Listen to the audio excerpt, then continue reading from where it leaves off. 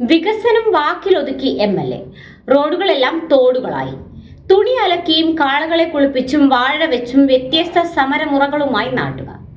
സ്വയമേ വികസന നായകൻ എന്ന പട്ടം ചാർത്തിയ ആളാണ് കടുത്തുരുത്തി MLA മോൻസ് ജോസഫ്. പ്രഖ്യാപനവും ഉദ്യോഗസ്ഥതല മീറ്റിംഗും പത്രവാർത്ത കൊടുക്കലുമല്ലാതെ കടുത്തുരുത്തിക്ക് ചൂണ്ടിക്കാണിക്കാൻ ഒന്നുമില്ല എന്നതാണ് വാസ്തവം.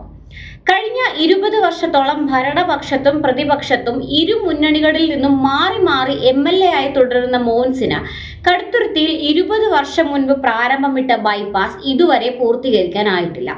മണ്ഡലത്തിലെ മുഴുവൻ റോഡുകളും തകർന്ന് തരിപ്പണമായി കിടക്കുമ്പോൾ MLA MPക്കൊപ്പം റെയിൽവേ നിർമ്മാണ ശ്രമത്തിലാണെന്നാണ് പ്രചാരണം. ട്രെയിൻ മാത്രം പോരാ, ബോട്ട് സർവീസ് കൂടി ആരംഭിക്കാൻ സാധിക്കുന്ന അവസ്ഥയിലാണ് കടുത്തുരുത്തിയുള്ളത്. വികസനം കൊണ്ട് പൊറുതിമുട്ടിയ നാട്ടുകാർ വ്യത്യസ്തമായ സമരമുറകളുമായി രംഗത്തിറങ്ങിയിരിക്കുകയാണ്. വികസന മുരടിപ്പിനെതിരെ പ്രകടനവും ബഹുജന സദസ്സുമായി LDFും വ്യത്യസ്ത രീതിയിലുള്ള സമരമുറകളുമായി നാട്ടുകാരും രംഗത്തിറങ്ങി. കർഷകനായ പാറശ്ശേരി PT ചാക്കോ കാളയെ റോഡിൽ കുളിപ്പിച്ചാണ് തന്റെ പ്രതിഷേധം പ്രകടിപ്പിച്ചത്. ഞീഴൂരുള്ള വീട്ടിൽ നിന്നും കാളവണ്ടിയിലെത്തിയ ചാക്കോ വഴിയിൽ നിറഞ്ഞു കിടന്ന വെള്ളത്തിൽ തന്റെ കാളയെ കുളിപ്പിക്കുകയായിരുന്നു. കാളയ്ക്ക് പോലും യാത്ര ചെയ്യാൻ പറ്റാത്ത അവസ്ഥയിലാണ് റോഡുകൾ എന്നായിരുന്നു ചാക്കോ ചേട്ടന്റെ പ്രതികരണം.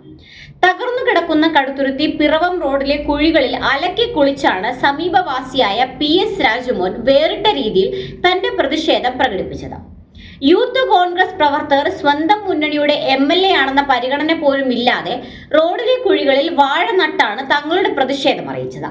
ഇത്രയും നാൾ ജനത്തിന്റെ കണ്ണിൽ പൊടിയിട്ടതുപോലെ ഇനിയും പറ്റിക്കാൻ അനുവദിക്കില്ല എന്ന ഉറച്ച നിലപാടിലാണ് കടുത്തുരുത്തിക്കാർ.